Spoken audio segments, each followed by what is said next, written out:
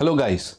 Recently, there have been protests across many states in India against the recently introduced provision of hit and run in the Bharatiya Nyaya Sanhita. So, today I am going to explain what is the entire controversy and why there have been protests. So, first of all, let us understand what is Bharatiya Nyaya Sanhita. So you must be knowing about criminal law, right? There have been many sections under Indian Penal Code which define different types of offenses. For example, murder, theft, cheating, culpable homicide. All these offenses have been defined under one law, which is Indian Penal Code. So the Indian Penal Code was recently replaced by Bharatiya Nyaya Sanhita. Indian Penal Code was introduced in 1860 by the British government. Now it has been replaced because many of the sections became obsolete, and hence there was a requirement of new provisions suiting to the new environment, social and cultural.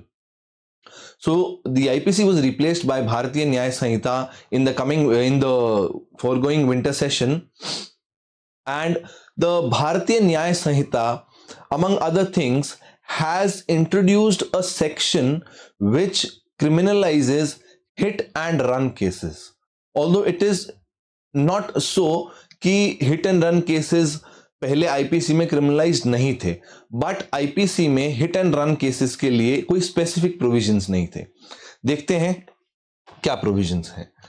ये truck drivers जो हैं उन्हीं provisions के against, truck drivers, cab drivers, bus drivers, उन्हीं provisions जो भारतीय न्याय संहिता में इंट्रोड्यूस हुए हैं उन्हीं के against they've all gone on strike and they are protesting. So let us understand वो क्या प्रोविजंस हैं. तो इंडियन पिनल कोड जो 1860 है उसमें there was a section 304 capital A. शायद क्लैट की प्रिपरेशन के टाइम आप और ज्यादा पढ़ेंगे लीगल रीजनिंग में, and this is very pertinent and important for legal reasoning कि 304 ए जो था it was related with causing death by rash and negligent act. तो इसमें मेन इंपॉर्टेंट चीज क्या थी? Anyone who causes death by any rash and negligent act and the act not being culpable homicide or murder. मतलब वो culpable homicide में ना हो, intentionally death cause ना की हो, बट किसी रैश और नेग्लिजेंट एक्ट से डेथ कॉज हुई हो, तो उस केस में there shall be a punishment of 2 years. 2 years का पनिशमेंट और विद फाइन और विद बोथ. या तो 2 साल का पनिशमेंट होगा या फाइन होगा या दोनों होगा. तो this criminal rash and negligent act जो है इसमें क्या क्या चीजें इंक्लूडेड थी? For example medical negligence, doctors हैं उनके नेग्लिजेंस से, बहुत ज्यादा रैश एक्ट है, नेग्लिजेंट एक्ट है, उससे अगर कुछ हो रहा है तो वो इंक्लूडेड था. कोई फूड प्रोडक्ट में अडल्ट्री है या फूड प्रोडक्ट इतना पॉइजनस है किसी ने खिला दिया, तो वो चीजें भी इसमें आती थी. And this also included hit and run cases जहां पे एक्सीडेंट्स कॉज करना बाय नेग्लिजेंट ड्राइविंग भी इसी में आता था, which had a maximum punishment of 2 years. Now this maximum punishment is what is causing the entire controversy. कैसे देखते हैं? अब भारतीय न्याय संहिता में a provision has been introduced under section 106 clause 2. Section 106 clause 2 में specifically hit and run cases को include किया गया है, जिसमें ये लिखा गया है कि whoever causes death by rash and negligent driving. तो रैश एंड नेग्लिजेंट ड्राइविंग के लिए स्पेसिफिक सेक्शन इंट्रोड्यूस हुआ है जिसको हम हिट एंड रन भी बोलते हैं, जिसमें बहुत सारे सेलिब्रिटीज, बहुत सारे पॉपुलर लोग इंक्लूडेड थे, चार्ज थे, अक्यूज थे. ठीक है, तो इसमें अब प्रोविजन क्या है? जो भी रैश एंड नेग्लिजेंट ड्राइविंग से डेथ कॉज करेगा वो अगर पुलिस या मजिस्ट्रेट को एक्सीडेंट के बारे में इंफॉर्म किए बगैर उस क्राइम सीन से, उस एक्सीडेंट के सीन से चला जाता है, भाग जाता है, so that person will be punished with 10 years of imprisonment. यहां देखेंगे shall be punished with an imprisonment of either description of term which may extend to 10 years. मतलब मैक्सिमम 10 years एंड फाइन भी एंड है यहां पे, देखिए यही difference है. एंड फाइन यहां पे क्या था? और विद फाइन और विद बोथ, सो 2 years.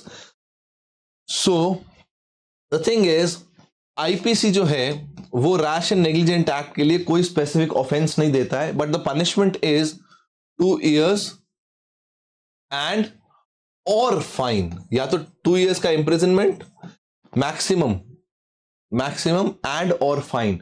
और भारतीय न्याय संहिता बीएनएस क्या करता है? BNS maximum 10 years of punishment, maximum 10 years punishment and fine. और इस फाइन को जो है उसका क्वांटम जो सेट किया गया है वो है 7 lakh rupees, up to 7 lakh rupees इसका क्वांटम सेट किया गया है. So the bus drivers, cab drivers are protesting against this. Why are they protesting? Because they have two reasons. Firstly, उनका ये कहना है कि this punishment is very severe. ठीक है, ये पनिशमेंट जो है क्राइम के अकॉर्डिंग बहुत ज्यादा सीवियर है, बहुत ज्यादा हार्श है. तो ये पनिशमेंट ऐसी नहीं होनी चाहिए, क्योंकि जनरली उनका ये मानना है कि ड्राइवर्स को ही अक्यूज किया जाता है रैश एंड नेग्लिजेंट एक्ट के लिए, चाहे फिर कोई भी और प्रॉब्लम क्यों ना हो, कोई और किसी और का उसमें कोई रोल क्यों ना हो.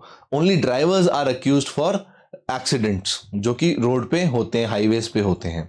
फर्स्टली.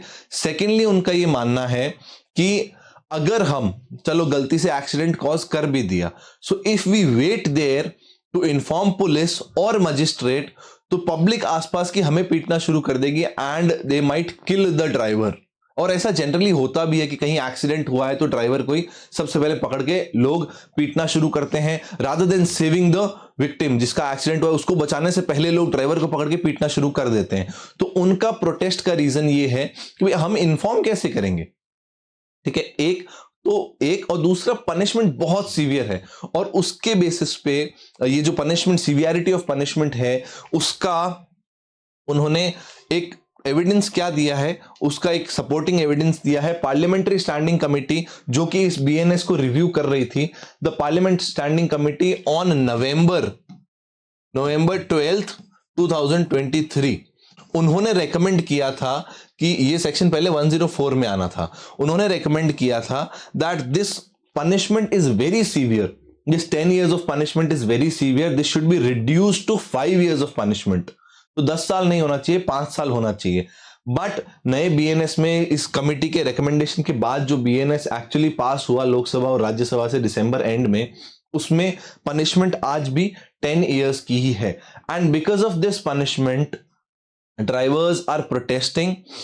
बहुत सी जगह जैम लगा हुआ है, बहुत सारे स्टेट्स में ड्राइवर्स ने जाने से, ट्रांसपोर्टेशन से, कम्यूटेशन से मना कर दिया है. And this is precisely the reason.